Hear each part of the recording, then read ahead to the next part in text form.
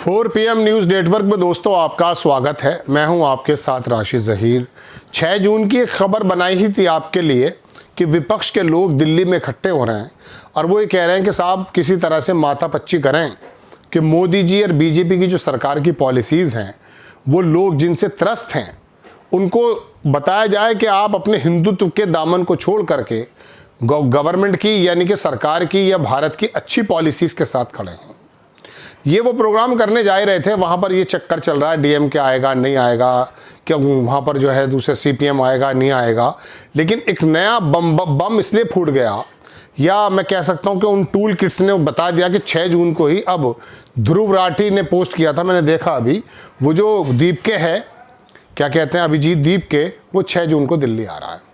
और उसने वीडियो जारी करके कहा कि तमाम लोग जो काकरोच पार्टी के काकरोच हैं वो इकट्ठे हो जाएं और इकट्ठे होने के बाद वहाँ से एयरपोर्ट पे मुझे गिरफ्तार किया जा सकता है, हम चलेंगे थाने में रिपोर्ट करेंगे धर्मेंद्र प्रधान को लेकर के, और जनाबे वाला हम हो सकता है मुझे वो जेल भेज दें।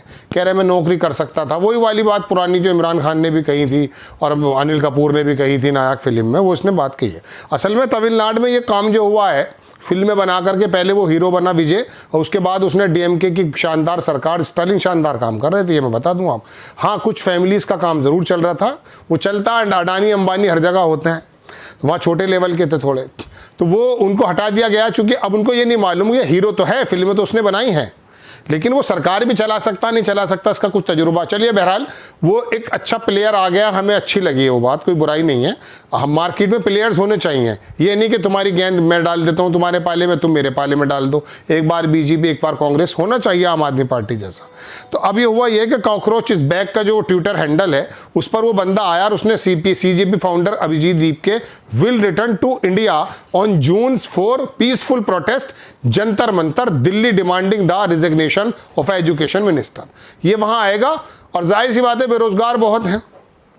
वो जो अन्ना हजारे दिल्ली महाराष्ट्र से आया था उसको वहां पर किसी ने पूछा नहीं था, 4 आदमी नहीं जुड़े उसे मुंबई में, बाद में जिसने किया था प्रोटेस्ट। दिल्ली में बेरोजगार है, हिंदी पट्टी के लोग हैं, गोबर पट्टी कहकर भी गया था वो साउथ का सांसद पिछली बार के, गोबर पट्टी है ये, तो वो गोबर पट्टी के लोग जो हैं खाली तो होते ही हैं, रील पील में लगे पड़े हैं। दिल्ली के अंदर एक पत्रकार जो है वो पूछ रहा था ये बताइए दिल्ली का चीफ मिनिस्टर कौन है, मोदी। अरे भैया दिल्ली का चीफ मिनिस्टर कौन, राष्ट्रपति कौन है, केजरीवाल। अरे क्या वो पैंट फटी भी होती है लेकिन दिमाग उनके फटे हुए हैं, उनको पता नहीं है, वो अपना को यो करके फिरते हैं, लेकिन तमीज़ नाम की चीज़ नहीं है उन्हें।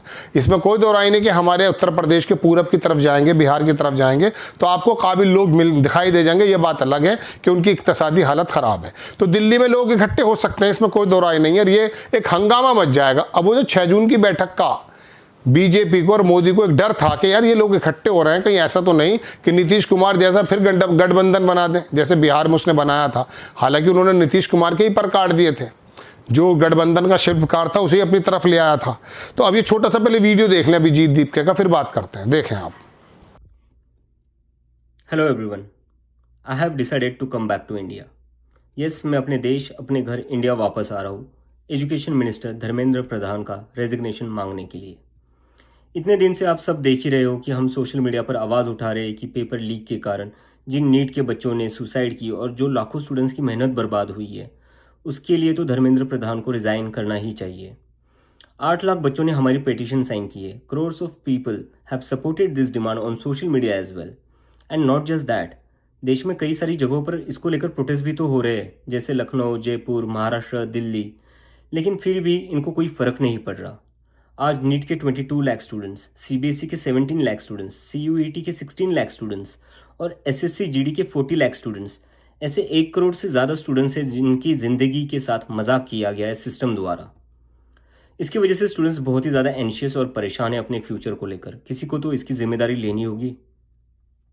इतने बड़े ब्लंडर के बाद भी अगर एजुकेशन मिनिस्टर रिज़ाइन नहीं करते तो इसका मतलब इस देश में अकाउंटेबिलिटी नाम की कोई चीज़ बची ही नहीं है। ऐसा लगता है कि सिस्टम जितनी चाहे उतनी गलतियां कर सकता है और उसके लिए कोई कॉन्सिक्वेंसेस है ही नहीं, सारे कॉन्सिक्वेंसेस स्टूडेंट्स के लिए है। ऐसा कब तक चलेगा?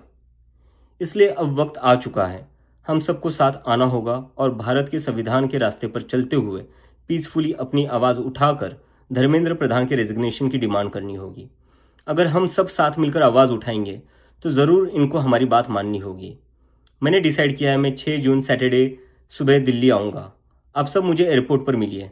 हम सब मिलकर पार्लियामेंट स्ट्रीट पुलिस स्टेशन जाएंगे और वहाँ पर जंतर मंतर पर एक पीसफुल प्रोटेस्ट करने के लिए परमिशन मांगेंगे। इंडिया का कॉन्स्टिट्यूशन हमें राइट देता है कि गलत के खिलाफ हम पीसफुल तरीके से अपनी आवाज़ उठा सकते हैं। उसी कॉन्स्टिट्यूशन के अकॉर्डिंग हम अपनी आवाज़ उठाएंगे और मैं उम्मीद करता हूँ जितने भी कॉकरोच जनता पार्टी के सपोर्टर्स हैं और जितने भी स्टूडेंट्स और यूथ इस सिस्टम से परेशान हैं वो इस प्रोटेस्ट में शामिल होंगे। जिसको लगता है धर्मेंद्र प्रधान एजुकेशन मिनिस्टर जो है हमारे, उनको रिज़ाइन करना चाहिए, वो सभी लोग इस प्रोटेस्ट में शामिल हो जाएं। मेरे फ्रेंड्स और फैमिली को डर है कि मुझे एयरपोर्ट से ही अरेस्ट कर लेंगे और फिर जेल भेज देंगे, लेकिन मुझे अभी भी उम्मीद है कि आज भी हमारा देश एक डेमोक्रेसी है और हमें पीसफुली प्रोटेस्ट करने की परमिशन मिल जाएगी। I want to make it clear, I'm a big admirer of Gandhi, Ambedkar, Bhagat Singh and Nehru, and I believe in the Constitution of India more than anything else, जो हम सबको एक democracy में अपनी आवाज़ रखने का राइट देता है। और रही बात जेल के डर की, हम कब तक डर कर जिएंगे यार? ये देश किसी एक पार्टी का थोड़ी ना है, ये देश तो हम सबका है। हमारे फ्यूचर का सवाल है, हमारे फ्यूचर बर्बाद हो रहा है और ये अब हम सबकी जिम्मेदारी है कि जब भी इस देश में किसी के साथ कुछ गलत हो तो हम सबको आवाज़ उठानी चाहिए in a very peaceful and democratic manner. मैं चाहता तो यहाँ यूएसए में जॉब लेकर आराम से रह सकता था। मुझे पिछले कुछ दिनों में कई जॉब ऑफर्स भी आई है, but I am not gonna take it as I have decided to come back to India because I love my country and I really want to do something for my country. हम सब आज जो कुछ भी है वो सब इस देश ने हमें जो दिया है उसी के कारण है और अब हमारी बारी है अपने देश के लिए कुछ करने की, क्योंकि अगर हम आज कुछ नहीं करेंगे तो कौन करेगा? कब तक हम वेट करेंगे कोई और आएगा, आवाज़ उठाएगा और हमें बचाएगा? सो जितने भी पीसफुल और कॉन्स्टिट्यूशन को मानने वाले कॉकरोचेस है, let's all come together to save the future of millions of students. Thank you.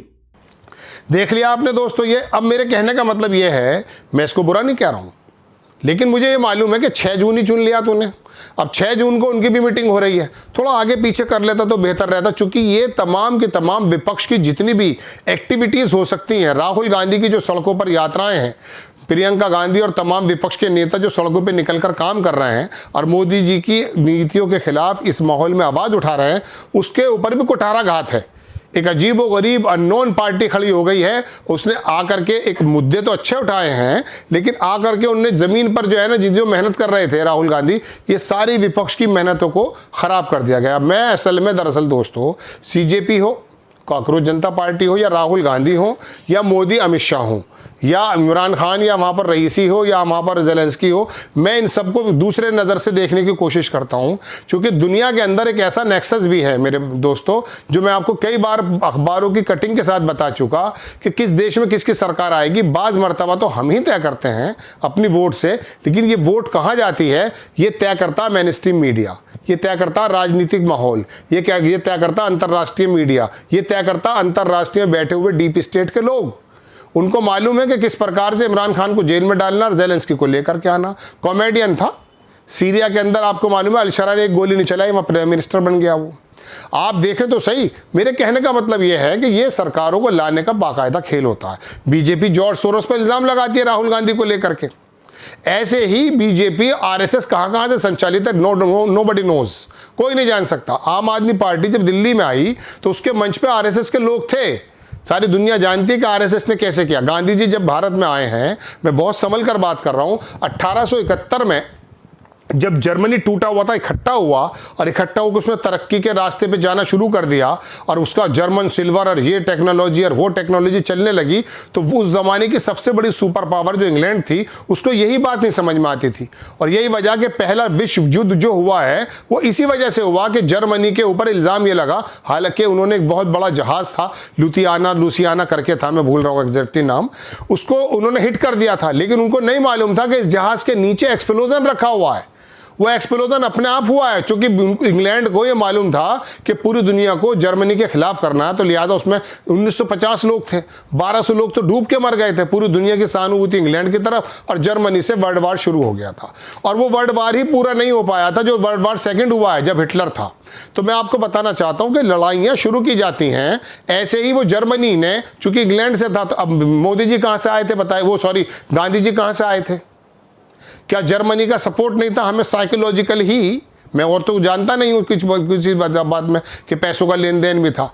जहाँ जहाँ इंडिया ये जो थी ना इंडिया ईस्ट कंपनी, क्या कह रहे थे, कहते थे ईस्ट कंपनी जो थी अंग्रेजों की, ये समंदरों पे राज करती थी और समंदरों की वजह से ही कहा जाता था कि इनकी हुकूमत में सूरज नहीं डूबता है, क्योंकि इनका समुद्र नेवल पे सबसे बड़ा राज इन लोगों का था। क्योंकि ज़मीन से कारोबार नहीं होता था उस ज़माने में, पानी से ही कारोबार हुआ करता था। तो वो इंग्लैंड के खिलाफ था, तो उनका साइकोलॉजिकल गांधी जी की मुहिम के ऊपर सपोर्ट था और बाकी लोग भी करते थे जो इंग्लैंड के खिलाफ थे। तो ऐसे ही दोस्तों मैं आपको बताना चाहता हूं कि ये सपोर्ट पैदा की जाती है, कहीं ना कहीं कुछ आता है। पोस्टर कौन लगाएगा, पैसे कौन देगा, इकट्ठा कहां से होगा, पानी की बोतल कौन लगाएगा, शामियाना कौन लगाएगा, कहीं से आता है। आप मत समझिए कि ऐसे इकट्ठे हो गए सब के सब, पैसे इकट्ठे होते हैं, कहीं ना कहीं से संचालित होते हैं। तो ऐसे में बताना चाहता हूं, कॉकरोच पार्टी ने 6 तारीख को आने का ऐलान कर दिया। आपने वीडियो देख लिया है, मेरी लंबा वीडियो हो रहा है। अब वो विपक्ष की जो मेहनत होने वाली थी, अब मोदी, राहुल गांधी और विपक्ष के नेता उसे आगे कर दें जैसे पहले हो गई थी। 1974 में हुआ था ये, जब जेपी ने बुलाया था आह्वान पटना में, फिर नीतीश कुमार ने बुलाया उसी जून में, 1974 जून की ही तारीख थी गालिबन, और ये जून में भी उसने बुलाया था जब राहुल गांधी ने कहा मैं बाहर हूँ, थोड़ा आगे कर दीजिए। ऐसे राहुल गांधी हटा दें, चूंकि विपक्ष के सबको कैप्चर कर लेगा ये कॉकरोच, सॉरी। तो देखिए ये क्या क्या खेल चल रहे हैं। आपको लग रहा कॉकरोच आ गए, अब कॉकरोच इकट्ठे भी हो जाएंगे। मैं ये नहीं कह रहा कि गलत मकसद है, मकसद ठीक है। जय हिंद।